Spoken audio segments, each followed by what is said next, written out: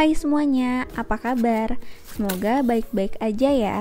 Sebelumnya kenalin, aku Helen. Buat kalian yang belum kenal aku, salam kenal dulu ya. Kali ini aku mau unboxing dulu nih paket yang aku dapat dari Pomemo.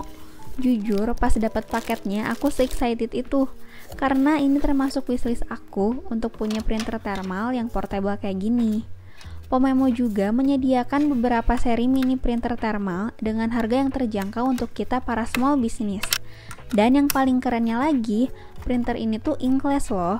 Jadi kita nggak usah beli atau refill tinta, makin hemat kan? Untuk printer yang aku punya ini adalah seri Pomemo PM246. Dalam satu set paketnya, kita akan dapat mini printer thermal, kabel untuk menyambungkan ke laptop dan stop kontak, holder untuk kertas label, dan dapat juga free labelnya sebanyak 500 piece. Oh iya, akan ada potongan sebesar 22% kalau kalian beli sekarang. Untuk linknya ada di description box ya.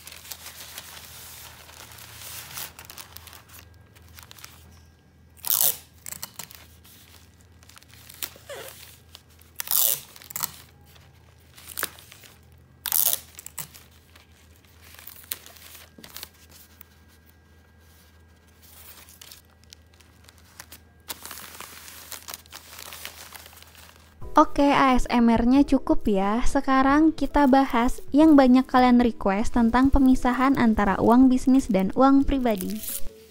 Sebenarnya cukup simpel sih, kita minimal punya 2 rekening atau setiap ada pemasukan dan pengeluaran harus rajin dicatat. Ambil contoh ya, Kita mau mulai small business dengan modal 1 juta. Modalnya udah jadi barang semua nih. Kita udah siap jualan.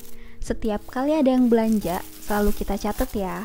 Nanti tiap hari atau minimal setiap kita mau restock barang dari pemasukan yang udah ada, kita harus rekap dulu berapa nih keuntungan dari pemasukan yang udah ada, supaya kita tahu berapa uang yang bisa kita belanjakan. Contoh kasusnya, tadi kita punya modal 1 juta kan? Dalam 7 hari, kita dapat pemasukan sebesar 400.000 nih. Dan setelah dihitung dari pencatatan kita tadi, keuntungan dari produk yang terjual sebesar 150.000. Berarti 250.000-nya adalah modal yang di awal kita gunakan. Dari sini kita bisa mengambil keputusan, minimal barang yang kita harus belanjakan itu sebesar 250.000, agar nilai modal awal kita nggak berkurang dan tetap 1 juta. Sedangkan untuk 150.000-nya, sebijak kalian aja. Mau langsung dijadikan gaji pribadi atau digunakan lagi untuk memperbesar bisnis kalian. Jangan lupa nih, kalau ternyata 150.000-nya kalian masukin menjadi modal bisnis lagi, berarti nilai dari bisnis kalian bertambah ya. Dari 1 juta menjadi 1.150.000. Dan ingat juga, jangan sampai nilai bisnis kita berkurang terus karena kita ngerasa pemasukan kita udah banyak. Karena belum tentu pemasukan banyak itu berbanding lurus dengan profit atau keuntungan yang kita punya. Karena itu, jangan pernah bosan untuk mencatat apapun transaksinya. Kalau ada yang nanya, "Kak, kok ribet banget sih?" Karena jujur ini adalah dasar dari semua bisnis.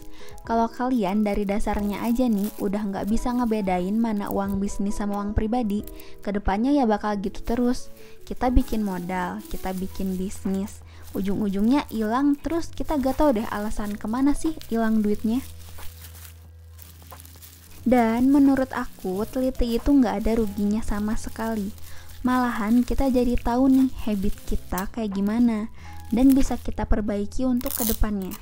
Dengan mencatat transaksi kayak gini, kita juga tahu mana uang untuk bisnis dan uang yang bisa kita gunakan untuk pribadi.